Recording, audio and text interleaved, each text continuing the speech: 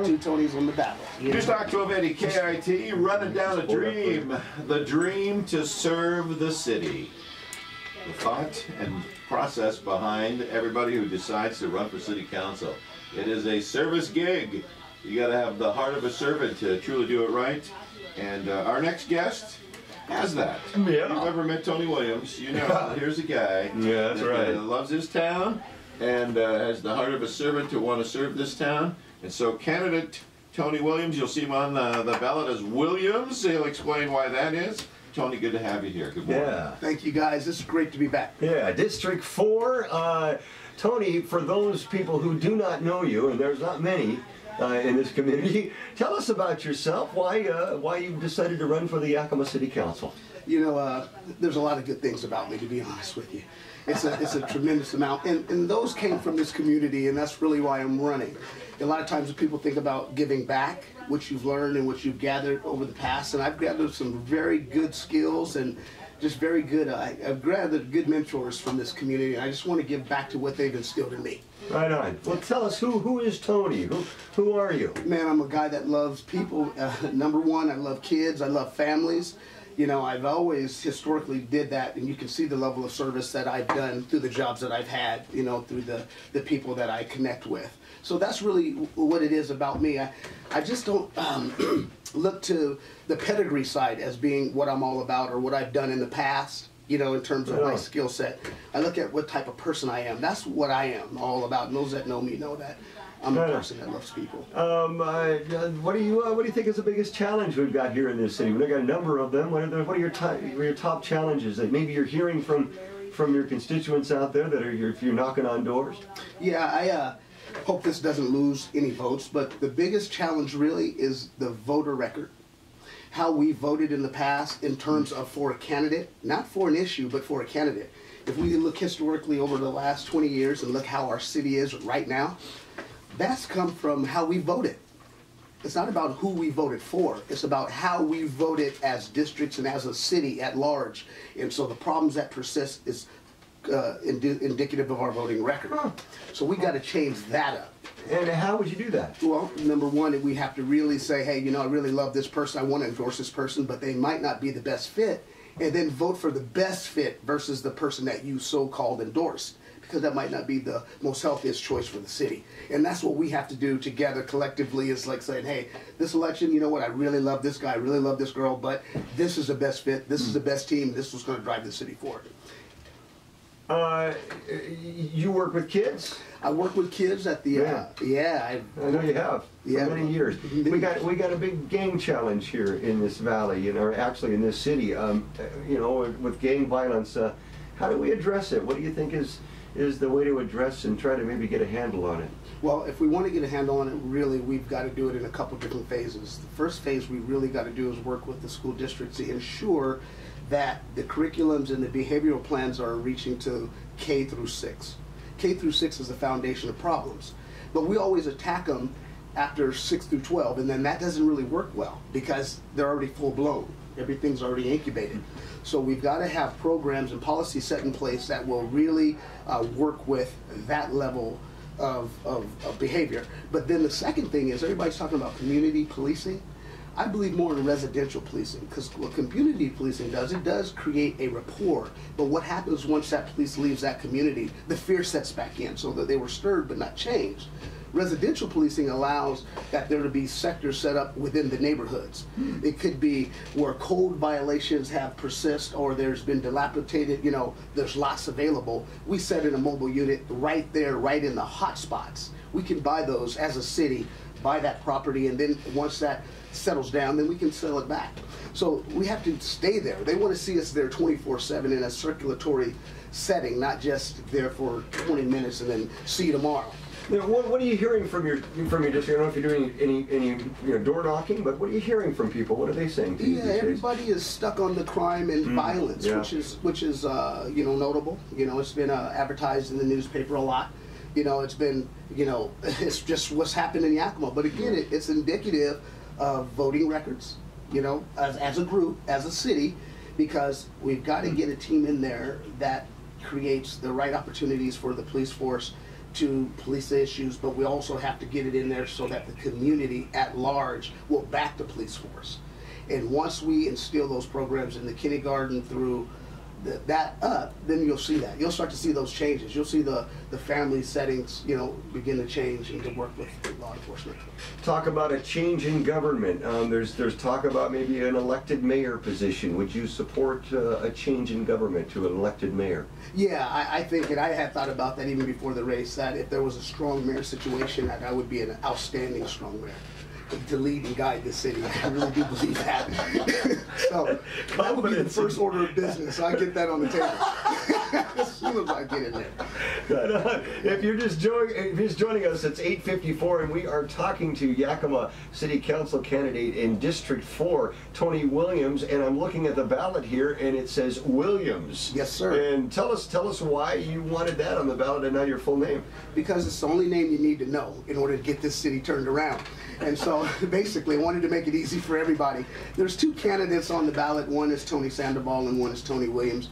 And I didn't want to convolute, you know, myself with Tony or Tony with me, and then that way there wouldn't be any voting issues, or my vote went to him, his votes go to me. Simple enough. Good. Hey, do you support an effort right now for this policing policy? You know that there's been a lot of talk about it. We've held forums about it where it would bar officers from, even though they don't do it now, would bar officers from asking about immigration status.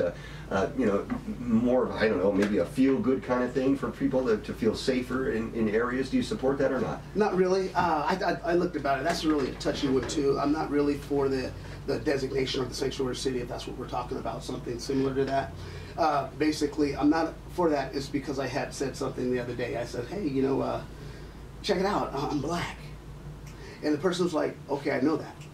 And so that was my point about the designation. We're an amazing city. We've always been an amazing city. We never needed a designation. We didn't need it in the 60s when we had the same type of people here in terms of the immigration. We're all immigrants at that stage. So we don't need a designation to be indicative of who we are. We just need to continue to be who we are and help one another. And then this city will move forward, you know, on its own, and good things will happen. We don't need it. There's a lot of talk about infrastructure and the work that needs to be done in this city and how we're going to pay for it. The Yakima City Council has considered a $19 increase in license tab fees. Would you support that to pay for some infrastructure work here at Yakima?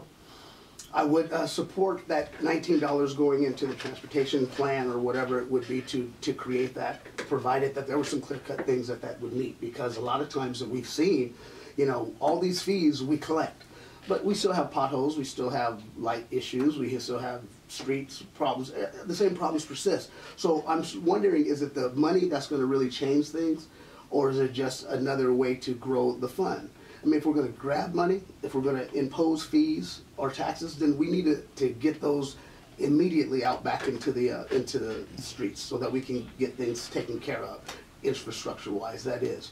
So we have to be willing to invest. I guess that's the core question. We can't just say no to everything, including some fees and some taxes if it's going to drive our community forward. We've got to do it as a community. Yeah, nobody wants to say, hey, I'm running for city council because I believe in raising taxes.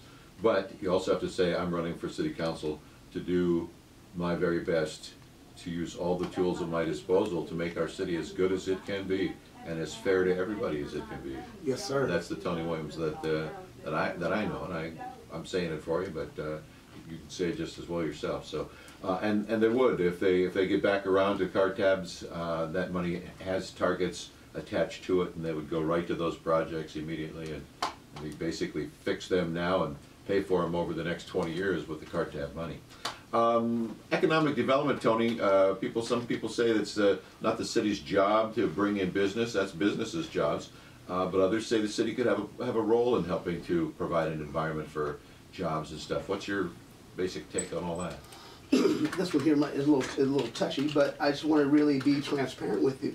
I'm a strong component of economic development, but the way I believe it should be done is through eminent domain and a lot of gentrification. There's a lot of land that we have, especially in the District 4, if you really take a look at it downtown, that we can really exercise our power as a city to do for economic development purposes.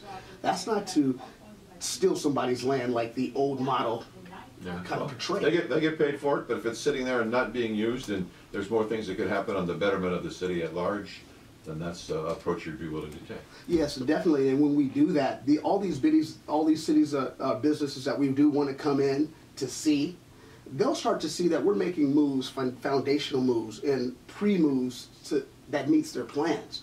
Right now, we say we want them in here, but then they're saying, well, you're not even dealing with your infrastructure, so why really come in yet? Why we're not set up yet? You're not built a suit for my company. So it's important, like I said, to look at places for gentrification and eminent domain, and that's something that we have to be aggressive on. We have that power. We need to exercise it as a city. All right, got about a minute left, Tony. Give us the old, I've knocked on your door, you've answered, and here's why you need to vote for Tony Williams. What do you tell? Yeah, there's a lot of great candidates out there, but I'm going to be honest with you people. I am, at this time, the best candidate on the ballot for this particular time and for this particular circumstance and reason is to move and to drive and to unify Yakima forward. Right now, we're fractured, and without the right person that knows how to bind everyone together and be a peacemaker and build that together, then what we'll find is we'll still have conflicts. We'll still have ideologies battling each other. That's what we're going to see. I don't have any of that. I don't have any dogs in the fight. I'm for everybody. Anybody that knows me, I've been here for 50 plus years, and they will know that I will do everything in my power to make things right, and I know how to do that. So it's not about the pedigree, it's about me. About what you bring to the table. Tony, thank you. We're out of time. Tony. Appreciate it. Good luck to you. Hope we get a chance to talk to you again. Thank you, sir. Appreciate it. Tony Williams, you'll see me as Williams on the ballot. Very important. One name that you all know. But the reason really why I'm running is it's time. It's time for Yakima to see. Hold on, Tony. Let me turn that down. That's.